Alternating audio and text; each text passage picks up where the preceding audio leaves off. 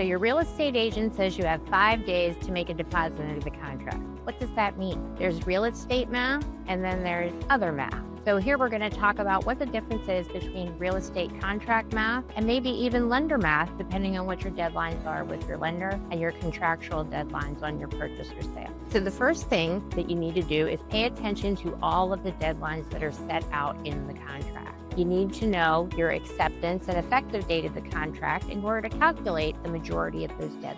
An acceptance and an effective date is defined in the contract. So when the last signature is on the contract document and it's delivered to the parties, that is your effective date. So for example, if that deposit is due within 5 days, like your realtor said, and you've signed and delivered that contract on December 1st, then you do not count December 1st. That's the effective date. So you're going to have December 2nd, December 3rd, December 4th, December 5th, and December 6th. So December 6th is your deadline for making that deposit. Now, if that date falls on a Saturday, a Sunday, or a legal holiday, then that's going to be extended to the next business day. So you want to make sure that that effective date is correct because a lot of your deadline inspections also start with the effective date. And it's 11:59 p.m. on the deadline date that your deadline actually expires. So maybe for deposits, that's going to be a little earlier because the banks aren't going to be open that late. But for inspections, a lot of people negotiate in the evenings on the deadline date. So keep that in mind.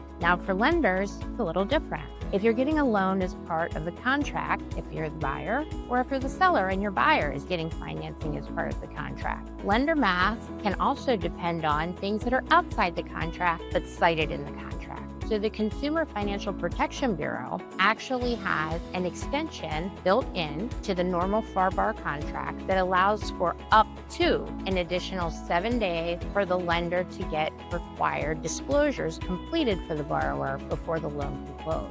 Now that 7 days being up to means that it kind of depends on how the lender delivers the disclosure to the buyer or borrower. Most of the time it's now done electronically. So that's a 3-day extension. If it's done by good old US mail, it's a 7-day extension. So most of the time it's an electronic extension, but sometimes you will have lenders who think they automatically get a 7-day extension, which isn't correct. So it's important that you have these deadlines and effective dates and realtor lender math all under control so you are not in breach of contract. If you have any questions, you should certainly always speak to an attorney to make sure that you have those deadlines correct so you don't fall afoul of your contractual obligation.